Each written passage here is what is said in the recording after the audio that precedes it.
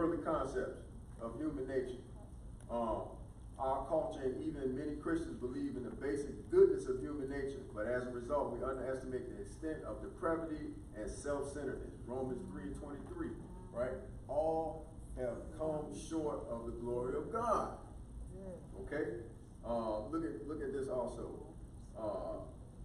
Self-centeredness, and thereby we do not take radical enough measures. Now, we talked about this earlier, about setting the standard and keeping the standard. We don't take radical enough measures to deal the death blow to self and sin. Okay? We don't take those measures. That's everybody. Okay? And we have to, just like we have to set boundaries for our children, we have to set standards for ourselves and our children. Amen. So that we don't fall into this right here, not delivering the death blow to sin and self-centeredness. I thought that was awesome. Okay. How much time I got? 2 minutes. Okay, 2 minutes. All right, let's go to the summary. 2 minutes. Conclusion. Lord, I wanted to get through this. Okay, buying back the opportunity. All right, so the idea here, okay, excuse me, but Christians, we can buy back the time that otherwise would be wasted in such selfish living. Okay, let's talk about buy back the time, 2 minutes. We have to take every opportunity that we can to ensure that we spend our time living a life towards God, living an example of a godly life towards our children, in front of our children, in our homes, on our jobs, in the schools, in the church, everywhere that we go. I don't want people to see Darren. I want people to see Christ. I must reflect Christ. That does not mean that I'm not going to have shortcomings. Yes, but I still must work even harder to, you understand, meet the standard that God has already set in his word. Amen? Yeah. All right. Now, that being said, I want to thank you for coming out. Amen. And allowing me, thank Bishop and First Lady, allowing me to have this opportunity to teach. Brother Joe's going to come up. Oh, this is an awesome lesson. I wish I could have got to every paragraph. But this was an awesome lesson. And I'm afraid that you got something from it. Yeah. Amen? Amen. God bless you. Yeah, man. Trying to be a little quiet back there because I know I had to come up here in a few minutes. We'll give you some administrative notes after we get done with the review.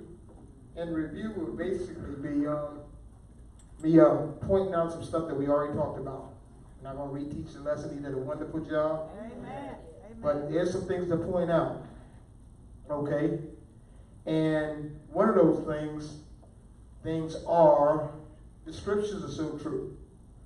I like Sister Charlene's comment, but guess what? The Bible still works. Right. We have to stick with the Word of God. And once we do that, we're going to be okay. The world presents us with all kinds of opportunity, all kinds of situations, all kinds of thought processes. But as a child of God, we have to rely on the fact that God said it. Oh, yeah. We believe it. And what we say here is, this is why. Through our study of the Word of God, we can understand that these things are what's going to stand the test of time. That's right. And so even in our development of raising children and how to deal with marriage and how to deal with situations in our own way, if we had referred to the Bible, we would have been much better. And so I'm going to bring that point out in one of these points I have down here. A very good point by Brother Colona. We have to keep up with the times. You know, some of us are stuck in that world. I heard it said, I might have been the one who said it. You know, y'all forgive me. We beat the hide off our children. I got the hide beaten off me. I guess I still got some hide. But we discipline them. And we said, we were okay. That doesn't work. Bad grammar, but it doesn't work. It doesn't work anymore. Not the way we got whooped. No, you tell me about it. Ever had an extension cord put on you? Okay, right here. And we talking about a rod, we're talking about a real rod. not talking about no play rod. See no whelps. Okay? So we got damaged. And we thought that was okay. Because that's what we learned. But when it comes to discipline, I want you to understand this. There's an Old Testament God, but God is the same. God is the same yesterday, today, and forevermore. I want you to understand it from this perspective. There's an Old Testament God that dealt with people strictly, quickly. Open up, swallow them up. Discipline. And I didn't want to use Old Testament, New Testament, because I have to use Jesus and God. So with that being said, the point I'm getting to is how we should look at how we do things for this wisdom in our family. Okay? We have to use God's wisdom. Here's what I'm trying to tell you about God. That's how God dealt with folks. Now, the same God allowed God's son to go to a cross. Now, in the Old Testament, God, they swallowed them up. He dealt with them immediately for their transgressions, their iniquity, their sins. Whatever they did wrong, God did something to them to make them come back to their senses. Okay? Once they came back to their senses, they went through that same cycle again. They begged for forgiveness. God granted them forgiveness. God disciplined them. They acted. God disciplined them. And they begged for forgiveness. God gave them forgiveness. And the same cycle again and again. Now, if that's the God that dealt with them in the Old Testament, why didn't God do that when his own son was on the cross? Same God. My point I'm making is we have to deal with people, even our family, our children, the way Jesus dealt with that woman with the issue of sin. That's how we have to deal with them. So many times, I want to bring this point, let me talk about me. So many times, I raised 2 girls with my wife. We raised 2 girls, 2 military. I'm making excuses. We were absent a lot because of military call. No excuses. I think we did a fine job with them. But here's what you need to know. You can't discipline them the same. One of them was afraid of beatings. Terrified. So she didn't act out. Not openly. She knew she would get disciplined. Other one, on the other hand, give me mine now because I'm going to go out and act the fool tomorrow. And I said, I don't have to beat you in advance. You won't cut up.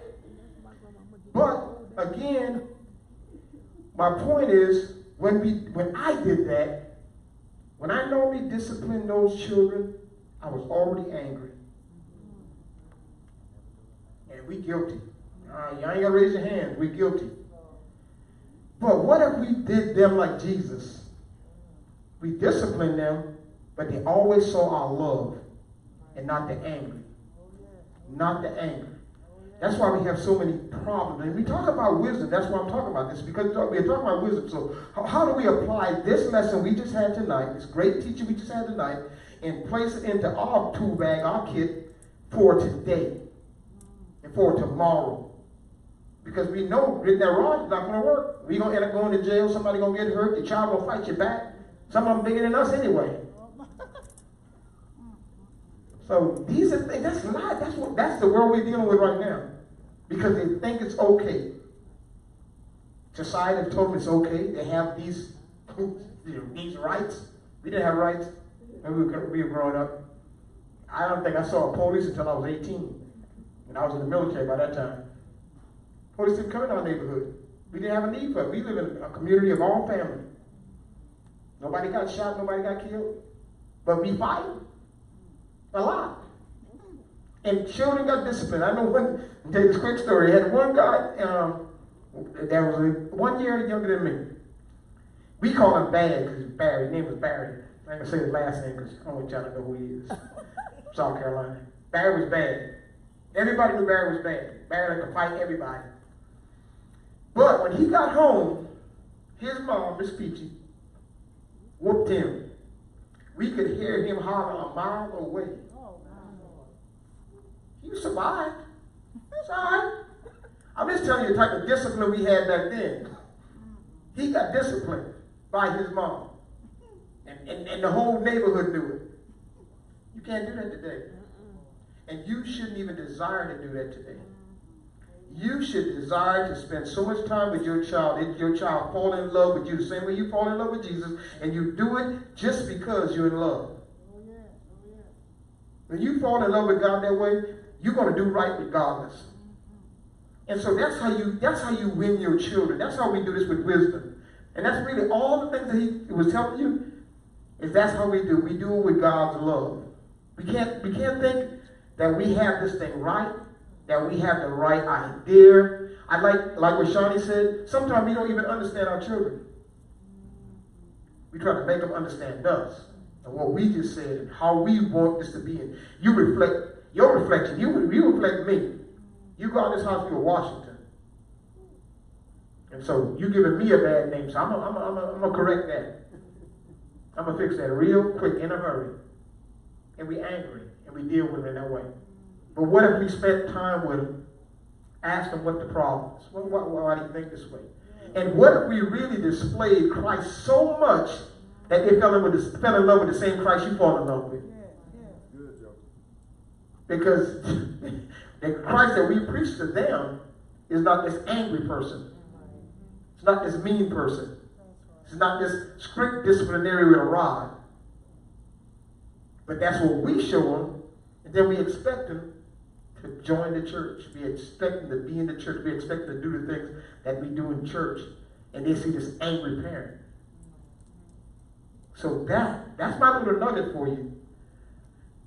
If I had one. Lastly, worldly concept.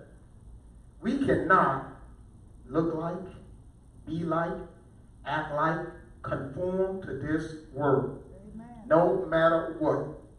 No matter what. We have to maintain the standard. And that doesn't mean you don't love anybody. That's what people throw at us. Because I don't think the way you think, you don't love us. You don't love me. No, there's a standard in the Bible, and that's what I'm going by. No, I love the person. I don't love the action. I love the person. And no, I can't agree with it. What lives and dwells in me doesn't allow me to agree with that. And that doesn't mean I don't love you.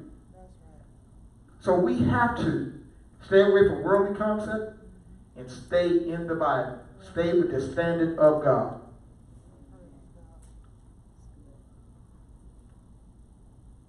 Feeling good, feeling orient living. Yeah.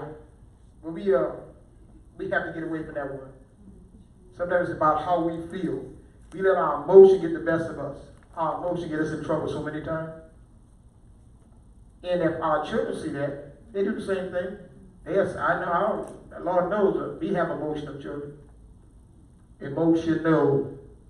Can't calm them down for nothing in the world. Everything is happening to them. The world is falling.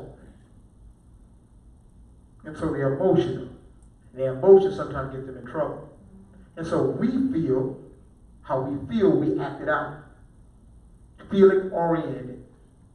Don't have to be the truth. It's our perception. But I thought they said that. I felt like they said that. I saw them looking at this. Didn't speak. Didn't shake my hand. Didn't hug me today. Feeling oriented. We talk about wisdom. So we have to love people through. I'm going to leave you with this before I give you these announcements. Think about Jesus. Jesus was on a cross, dying for the sins of the world. Folks were under the cross, gambling for his garment. And Jesus treated those people under the cross the same as everyone else. And then we act like, no, they can't talk about me. They won't see this side of me. They don't get this. We don't physically touch them, but we kill them with our mouth. As Christians, we can tear them down. We can tear them down with the best of them. And we do that. And Jesus had to go through all that and never said a mumbling word.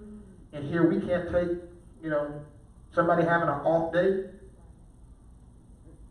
Really. So we have to get better. Again, great lesson. We're talking about this wisdom for the family and how, and all of those things he talked about, it takes, none of it going to fit every one of us in here. Not going to discipline the same, not going to love you the same, not going to treat your wife and husband the same. But you know what it takes for that individual, for your child, for your spouse, and you should do that. And it should not be about you. When we really in love with Christ, it's not going to be about you. It's going to be about the other individual. Because now you're going to love them just like we started with this family, like Christ loved the church. So love you. Sorry, I got angry today. So we get angry at times too. Yes, mother and elder. So y'all don't get a bye. Y'all come in with this smile on your face and everything is good. But y'all have issues too. But what we have to do is we have to deal with them in a godly way. And that's what we do. I hope that helps somebody. All right. Any questions for me?